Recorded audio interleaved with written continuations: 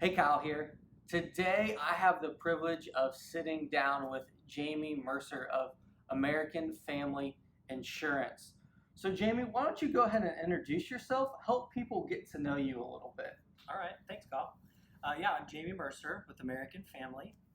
Um, what do you want to know or need to know about me? I have a family, so Cynthia is my wife, Devin's 19-year-old son, and Isabel's 17. We have a couple dogs. Everybody loves dogs. Hershey is the newest addition. Okay.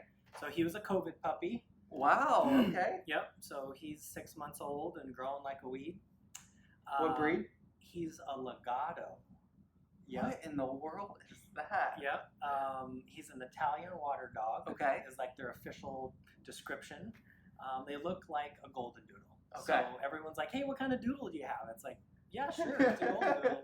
So they're not very common. Okay. But we're allergic, and so hypoallergenic is kind of our thing, and they're hypoallergenic and fit right in. So Jayme, what hobbies do you have? What do you do kind of outside the work? Like, we're going to get to some of the insurance stuff, but what do you kind of do outside the office for fun?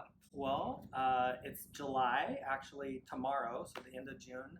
I'm super into fireworks, actually, believe it or not. I'm a pyro. Everything's legal and legit. Nothing crazy that's not legal. But who said insurance agents can't have fun, right? Like someone said we're boring. We're not boring. We like to have fun.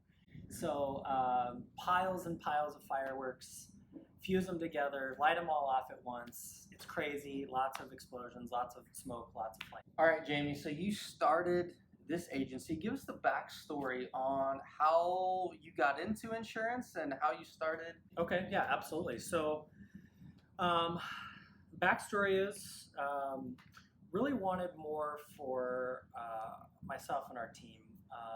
Wasn't super thrilled with my position in the past. So in 2011, wanted to kind of take a leap. We started the agency totally, so they call it scratch, meaning zero clients. And just like any other business, you open with no clients, and organically grew it. Kind of roughly every year, we've added a new team member. Okay. So we're up to 7 team members now. But we found that a lot of local businesses or some businesses just don't want to offer as much in the way of benefits or in the way of flexibility that the employee, the team member wants or needs. Yeah. We've got kids, we've got families, we want to go to soccer games, we've got dentist appointments, we want to take time off for the holiday. Yeah. So it's really just making sure that everyone is treated equal. Everyone is 100% equal. We're all team members, we're all teammates. Yeah. And just being flexible 100% as much as possible. Where does that philosophy come from? My prior career, everything was a no. You know, time off, vacation, leave early, come in late, dentist appointment, anything, just enjoying life. It was a no. Hey, sorry, we can't do that. We don't have time. We need you here. Yeah. Can't do that. Sorry, we need you here. And so it just grew from internally just really not enjoying that and wanting more for myself and wanting to be able to give that to other people. What's been the most rewarding thing of starting something from scratch? It's a really good question. A couple of things. One is probably the team. They really, really enjoy the flexibility. Honestly, I don't think there's ever been a day or an occasion that someone has said that they need or want time off and we've said no. It comes down to it. If I'm here alone doing the office by myself, then that's what it takes. Yeah. If everyone's on vacation, everyone's on vacation. So just putting them first is the key, is to put them first and treat them as better than we can. Like the golden rule: treat others how you want to be treated. Absolutely, absolutely. So what's been the biggest challenge of starting something from scratch? Just the learning. There's no handbook. There's no one size fits all. There's nothing or no one that says if you do it this way you'll be successful and there will be no problems, no hiccups. There's always a speed bump. There's always something we're learning new, no matter how long myself or some of our team have been doing this. We have team members with over 20 years experience, and we're learning something new every week. Well, on that note, we're in the midst of this pandemic. So what have you been learning in the midst of this season?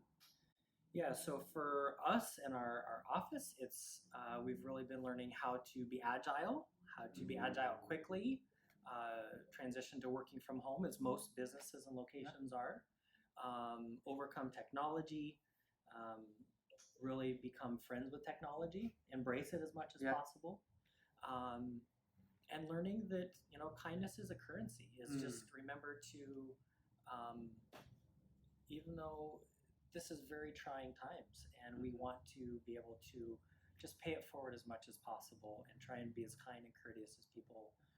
Stress is higher and things are more crazy than ever.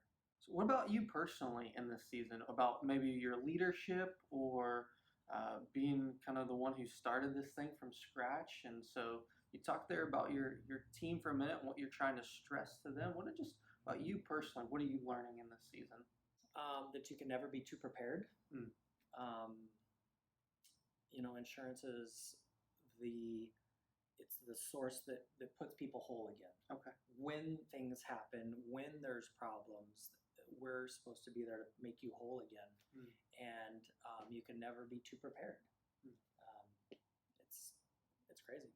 So let's talk COVID. You talk about being prepared. I'm not sure any of us were prepared for this season. So how has that affected you and your business? Yeah, that's a very good question.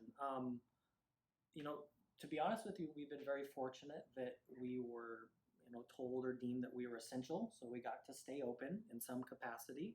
We weren't physically open, but we were working from home and adjusting to that. But a lot of the adjustments have come to being patient with customers, finding ways to help them not make payments or skip payments or lower their bill if they could still make a payment, but they needed to pay lower amounts. And so really just trying to really increase our level of passion and compassion, actually, and just be there for people to make it as easy as we can, because this is very challenging and difficult for everybody. So on that note, you're probably feeling a lot of insurance type questions with just some of the current events in our culture. So what are some maybe insurance questions that you're fielding, or just whether it's the most frequent questions or just something that you would like to offer those who are going to watch this video in the business community? What's something that you might offer to them? Yeah, absolutely. The most common question is going to be about COVID. Is this covered? Do I have coverage for this? Are you going to pay me while my business is closed because I'm not open? The answer is most policies don't cover pandemic or a virus like this for business income. It's unfortunate. Haven't really heard of a lot of companies or businesses that have it, or the insurance companies that offer it. But the most important thing is to review your policy. It sounds crazy, but you want to look at it, and you want to look at it now and know what you have. So when something does happen, you're prepared. Most business policies are very a la carte, meaning you can have the most stripped down basic coverage of liability only, or you can add on all kinds of different optional coverages and have a very comprehensive, robust plan. None are the same. Even if you have business insurance, it doesn't mean you have specific coverages for your equipment or loss of income or things like that. So review it, know what you have, and be prepared moving forward. So how does that relate to something like named peril versus open peril? Yeah, that's an excellent question. So that is probably the biggest education moment that we try and have with all of our clients. And that's really when they have the aha moment, and that I really light up and get excited when you've talked to someone who's been in business for 30 years and no one's ever explained the different types of coverages to them. So a named peril policy is going to list everything that's covered, every type of claim that's covered, and it's on the customer's side to prove that happened and that it's covered. You have to prove that it's covered. Open peril is a better policy. That's the policy that we recommend. That's a policy that we have and offer our clients. And that policy is going to be the complete opposite. It covers everything and lists the things that are optional or excluded. That policy, it is on the insurance company's due diligence to prove that it's not covered. Gotcha. Versus you as the named peril and the insured having to prove it is covered. Gotcha. So more comprehensive, better coverage, more things are covered with open peril. Much better policy for business owners and for homeowners. You've done a lot of stuff to support different local businesses. I think every week I might hop onto your Facebook page and you're trying to promote some local restaurant or business or do some game of bingo just to invest in others in the midst of this season. What are some ways that the community can turn around and support you? That's awesome. I think that really what we want is we want to be able to help grow and get through this together. We truly do. I think a lot of people talk about it, but shopping local, shop where you live is huge. I kind of mentioned it earlier. Yeah. Kindness is a currency. Pay it forward. If you specifically want to support us, we would love to hear from you. We would love to review your business policy or your home policy, and we will 100% give you honest feedback of if you have the best coverage or maybe not the best. We'll tell you which direction to go, and even if it's not with us, we want you to have what's best for you. Awesome. That's great news. I love that honesty and integrity there.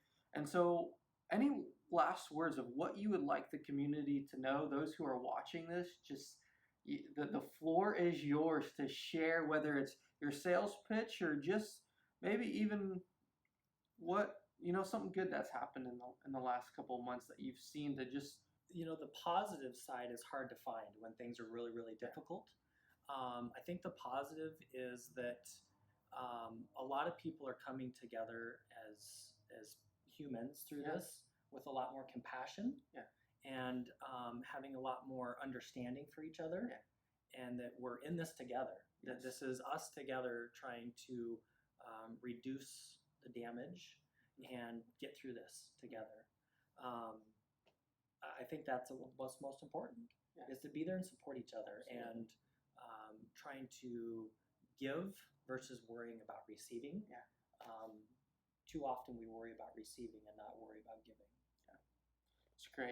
That's great. And so I mentioned your Facebook page. You mentioned that people can reach out to you. So where can people find you if they want to reach out to you guys? Yeah, so right now, not in person. We're trying to do our part of social distance as much as we can.